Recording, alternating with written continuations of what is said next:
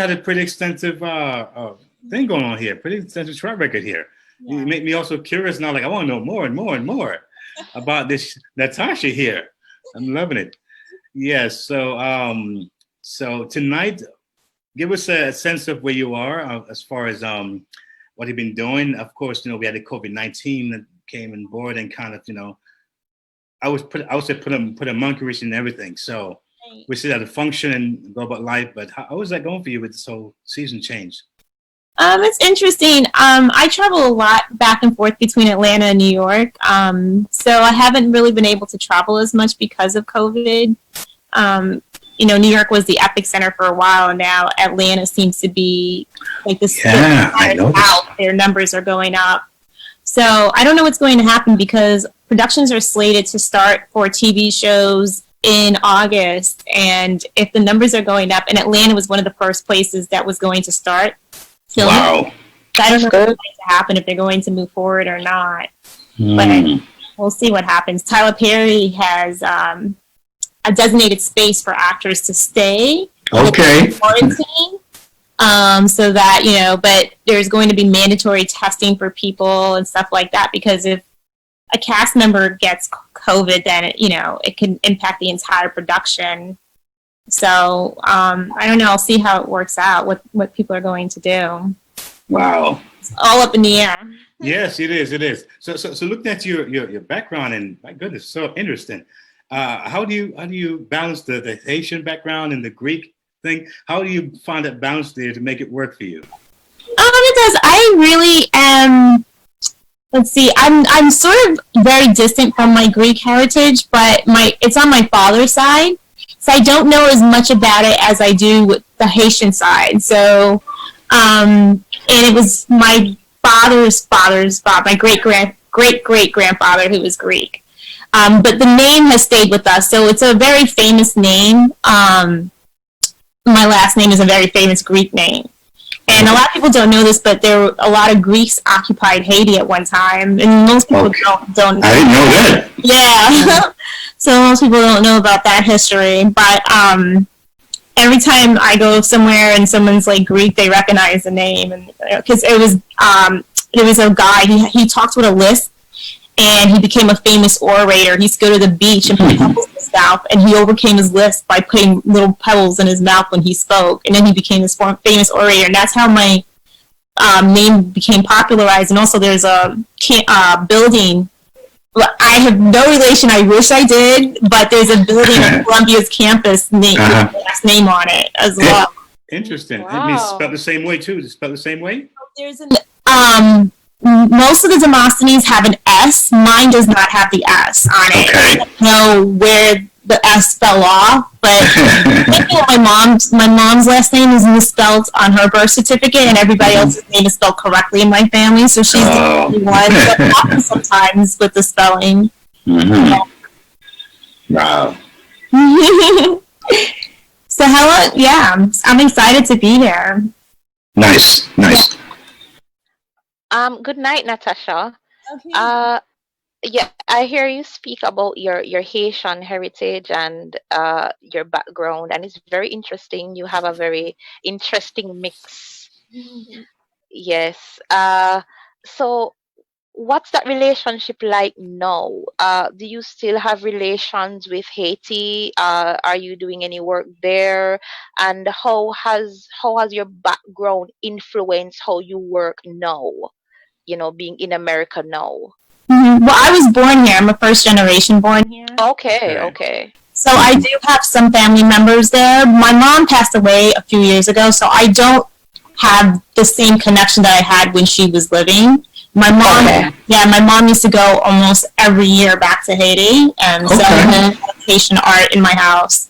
My great aunt lives there.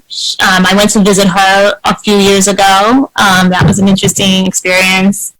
So I don't feel like I'm well traversed. Like I don't go to Haiti as often as I probably should, and because there are certain time periods where it's not really safe to go. Mm-hmm. And so since my mom passed a few years ago, I haven't really gone. And Okay. I would like to go. I just have to figure out who I'm going to stay with. My brother, my aunt. I'm sorry, it's not just my aunt that lives there. I also have some uncles, but I'm not as familiar with them as my great aunt. Okay. Yeah. Wow. Now, let me ask you, Natasha.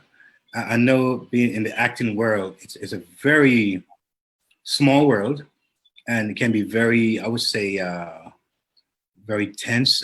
I have its tense moments, you know, and challenges, of course, a lot of challenges, I'm sure. So, what are some of the things that you face or you have gone through in your, I would say, your journey as an actor and as an actress? What are some of the things that you faced? Some of those, I would say, challenges that you face that you feel that you would share with someone who's new coming on the scene, a young lady who may have to look out for or maybe be aware of, and how would you share that with them to kind of give them, I would say, insights or and be wise approaching this field? Yeah. So for one thing, I would tell them that they definitely need to know their craft. They need to study, and even A-list celebrities continue to study.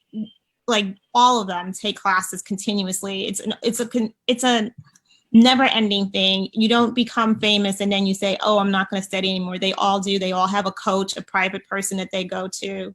Mm-hmm. So one thing is to understand the history of acting, to study it, to read books, to take different teachers to see what method you relate to. Mm-hmm. It's also important to have a mentor. I think having a positive mindset is something that is very important in this industry because it can beat you down because you're competing with thousands of people. Mm-hmm. The other day, they had an open call, which means that anybody can audition. Normally, it has to go through an agent, but they said, you know what, anybody, even if you don't have representation, you could submit for an audition. And the casting director said he had 60,000 submissions. Wow, 60,000. Wow. Are you kidding me? Oh my goodness. Yeah. And so it's really, when you look at those numbers, you understand why it's so difficult to make it in the industry. And so even when you see somebody on TV and they have one word or one line, it's very competitive just for that. So, and people, I don't think people really understand that. And it's very rigorous. The hours are long. You can be on set for 14 hours. You can be on set for 16 hours, 18 hours. It just runs the gamut of like, and sometimes you're just on set and you're not up yet for your part, but you still have to be there because they don't know when they'll be ready. Okay. So, and it could be very grueling. Like people don't understand, like you have to be in good mental health. You have to be good at, physically it's daunting as well. And you have to know your lines. And I think it's important to have a mentor to help you navigate the different types of personalities you'll encounter. Particularly if you're like, I feel like if you're an African American, that is predominantly going to be non-minority. Yes. Yeah, you have to be able to navigate different things like microaggression and stuff like that. So it's good to have someone to just sort of walk you through how to handle things. Yeah, that's what I would tell them, to get a mentor, study their craft, and practice every day. Oh, that's interesting. I know that the acting industry and Hollywood and media and all those things is a very interesting place. How were you introduced to this industry, and what are some of the challenges that you've had and some of the wins that you've had as you grow in your craft? Yeah, I started when I was very young. My mom enrolled me in classes right after I saw the Broadway play Les Miserables. I was so moved by it as a child. Okay. So she found. Watched it, yeah. Yeah. So she found an acting school for me that I enrolled in, and then I continued through high school, taking classes. But during college, I took a few classes, not as many as I probably should have. I moved to Los Los Angeles, and I went to college at UCLA. I went to UCLA. And after I graduated, I went to law school. So I didn't really follow my passion right away. I did what you're not supposed to do, which is have like a fallback. But after I graduated from law school, I took some more classes. And then it wasn't really until a few years ago that I decided that, you know, life is really short. My mom had passed away, and I said, you know what, if I don't follow my passion now, like nothing is guaranteed in life. So I do try it now instead of of saying, oh, I wonder what would have happened if I had tried. So I was a litigator for many years. I practiced for a long time. I don't want to say my age. Okay, 25. Okay, that's okay. We'll take that. 25. Yeah, on this show, we never pass 25. Okay, okay, maybe 30. Maybe 30. Right. Okay. No, on this show, we don't pass 25. Exactly. We stay young here, okay? Yeah, we stay forever young here. Natasha, let me ask a question. Now, I've heard this before, that many actors, when they take on a role, and I've heard some of them actually, when they do, it becomes such a intense thing that to come out of that role, it almost affects them sometimes adversely. Yeah. Where, you know, because I saw two of your clips, and I was like, wow, very powerful. I mean, I saw great acting, you know, and I've seen many actors, and I love what I saw. Very intense. So have you had an experience where you had a role where you had to play? As a matter of fact, we could probably show a clip in here, because maybe want to show the audience how amazing she is, because I think she's phenomenal. Thank you. Yes. I haven't encountered that yet, but there are actors who have gone to therapy after because wow, that intense. Yeah, like Daniel Day-Lewis is known for really getting into his roles like months at a time, particularly because he does a lot of films. Right. And before you shoot, you might work on a role for 6 months, doing research on it, learning, like particularly if you're a biopic, you know, playing somebody who's a real person in life. But they do actors do everything. Like you will have to lose weight for a role, gain a lot for a role. Sometimes it's taxing on the body. Yeah.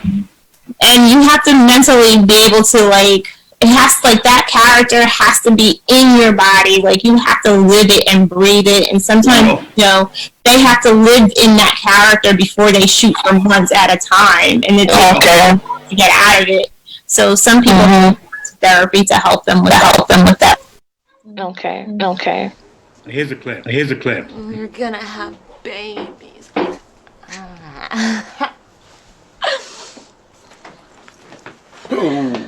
Hey there, boyfriend. Hey, Danielle, right? It's Cindy. What are you doing here? Exactly. Waiting for my love muffin to waltz out of the oven. By love muffin, you mean me. Well, duh, Jeremy. It's Todd. This is weird. I know, right?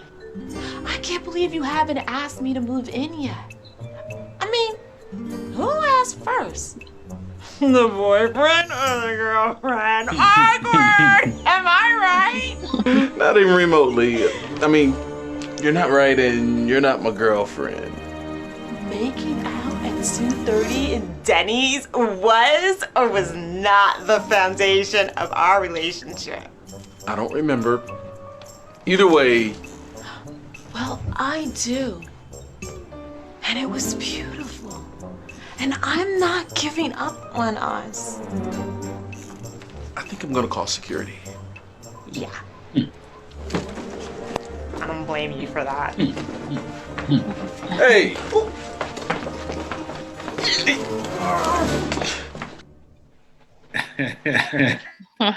All right, Natasha. That was good. So question, Natasha. Question.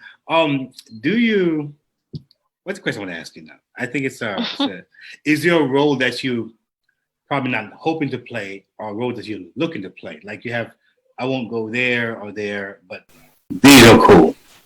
Do you have that on your agenda? Being that it's such a stiff competition out there. Yeah. Yeah. I want to play. It's weird. Like I'm an attorney, but I never get cast as an attorney. I would love an attorney or a really powerful character.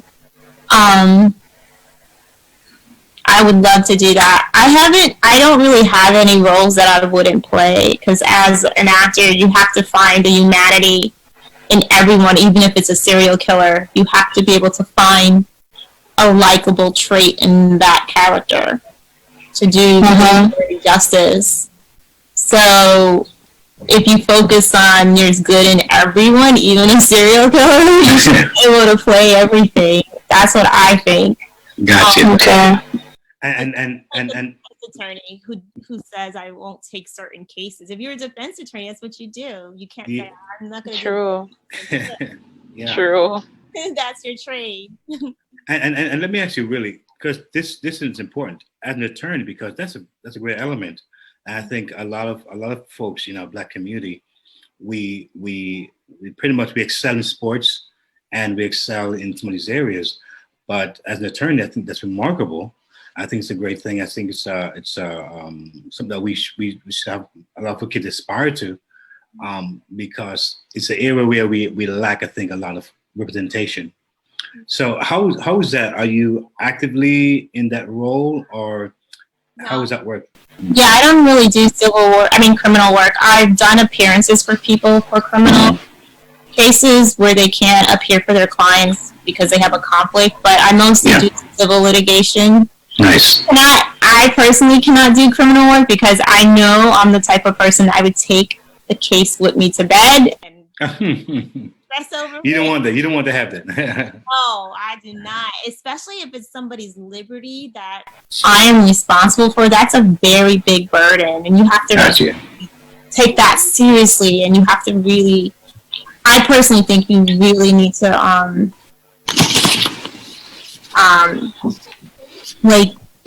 you're fighting a system that sometimes isn't fair to people, and you really have to go above and beyond what you would normally think you'd have to do. It's a lot to take on.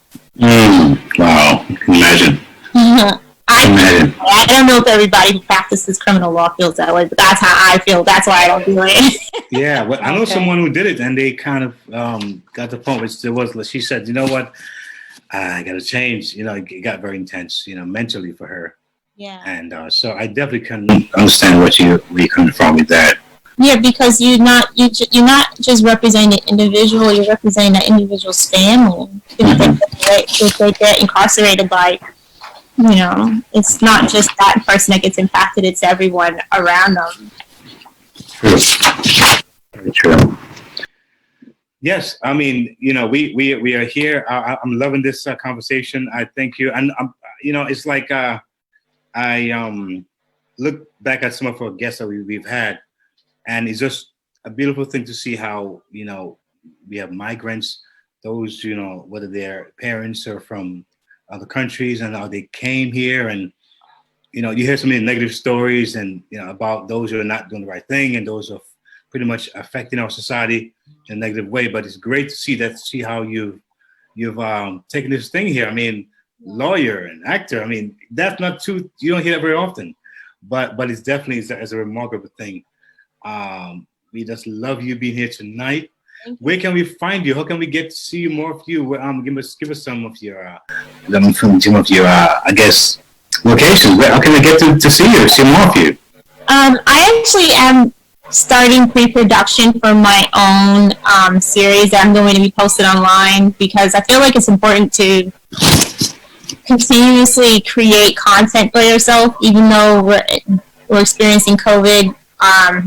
That doesn't mean you can't create stuff and put yourself out there. So I'm actually writing right now, co-writing with someone else, a series that we're going to put online.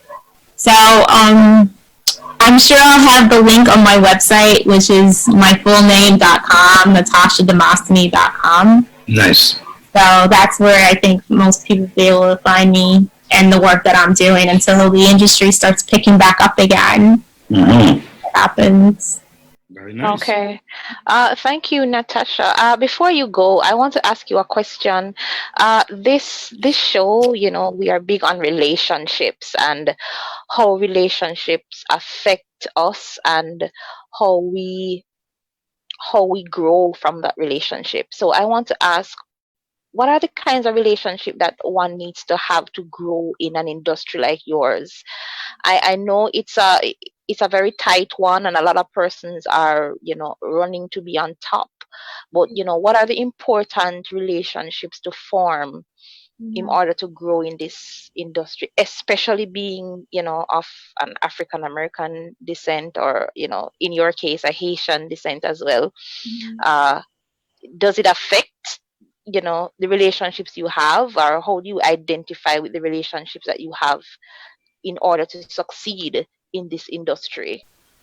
Yeah, I think that I think now with like the Black Lives Matter, people are now to become more unified, particularly in the Right. community, because I have a lot of friends now who are sending links to say, okay, support Black businesses, you know, and there's different Facebook groups that are dedicated to supporting Black businesses that people are posting on. They have thousands of members, which they didn't exist before. Indeed, yes. And I think that that is very important, because when I look at like other ethnic communities, I see that, and I'm glad that that's finally happening for us, because I think it's very important to have those type of relationships, because I'm a strong believer that you can't do anything by yourself in any field. Awesome, yes. You need people who have been there before you to bring you up with them. And then I also I'm a big believer that when the torch has been passed on to you and you do well, it's important for you to also then bring people who are behind you up also. So, Okay. relationships are very important, particularly like in the legal field. I had a job, and I remember my friend wanted a job at the same place, and I was going to leave because I wanted to be. I was working in New Jersey, and I wanted to be in New York again. And so what I did was I gave her name as a referral. They interviewed her. They said they want to hire her, and they came to me first. And I said, definitely hire her. So what I did was I withheld my resignation until she accepted the position. And when she accepted the position, I gave my resignation. Wow. Okay. I didn't want to impact her opportunity. But that's the type of stuff that you need to do for you. You need people who are in the office to sort of tell you, okay, this is how you deal with this person. And this person is like this. You have to have mentors. It's very important. Even in acting, you have to have mentors, because you're going to be faced with situations that there's no blueprint to tell you how to deal with these people when they're coming at you aggressively or aggressions. You don't know. You never experience. And I think that no matter where you are, like no matter what profession you are in, relationships are important. Because even with finding a job, I think it's important to be involved in networks. So as an attorney, I was involved with the Metropolitan Black Bar Association. I was the vice president of programs. I used to do all their programming for them. And then I was a board member. Now, even as an attorney, I've joined organizations. My classes, those people in that class, those are my network. That's my network.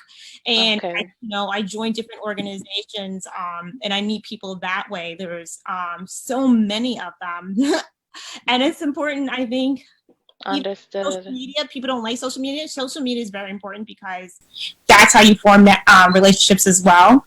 But people will look out for you, whether it's in acting or in the legal field. They'll tell you, okay, hey, there's this role here, or hey, there's this legal job opening over here. And you might not, if there are thousands of people applying and you have somebody who gives you a referral, then you stand out from the crowd. I have so many stories of that happening. Like even a job that I had work judge was based on my relationship with the organization. And I didn't go through the same process as everybody else because I knew this person from volunteering, from stuff I didn't even get paid to do. And that's how we built the relationship. That's good. It's important to do things like that too, volunteering for things. If there's something you don't have the experience for, volunteer. Ask them, can I help you in any way? Gain that experience that way. I think relationships are key. They're vital for us. like even me being here was because Earl knows you guys. So Yes, relationships again. Yes. yeah, That's right. Earl's a great connector. He's always like, "Oh, you're interested in this? I know someone who does this. Let me connect." He does that all the time, and we need everybody to do that because that's how we build each other up. That's how we build the community up. That's how we get more. We advance. I think. Wow. Yeah, it takes a community. It really does for people. Yes. Yeah. Very nice. Awesome. Natasha, I like what you say about community because one of our vision here at UMERADIO, we want to touch 1 million lives. And we really after that. So we really can't do it by ourselves. So great point you made. We have a moment here. We call it we call it today's tips for great relationships. All right, great relationships. And it's really the tip that I have. It's important to speak up in a relationship if something is bothering you. Many times people don't share; they have to keep it inside, and then when it does come out, it becomes a messy thing. So it's one of the tips that we have for today. But I must say, it's so great to have you on Let's Talk Relationships. You are absolutely amazing. Thank you for showing up and showing out and making us proud again of you and your work. And we definitely look forward to seeing you do greater things and bigger things in the future. I'm sure my co-host Misty feel the same way. Right, Misty? Yes, I do. Yes, I do. Thank you so much for coming. I just want to say one thing about what you just said. I agree with it 100%, that if something's not right and you speak up, that's when you really know the character of the people that you're dealing with based on how they respond to you speaking up, right? Yes. And so I think it's important to be in relationships that are healthy and are uplifting, and to know when to leave relationships that are not bringing you up, but instead of bringing you down. So it's important to know the difference of when it's good and when it's not healthy. There you go. I like that. Very nice. Very nice.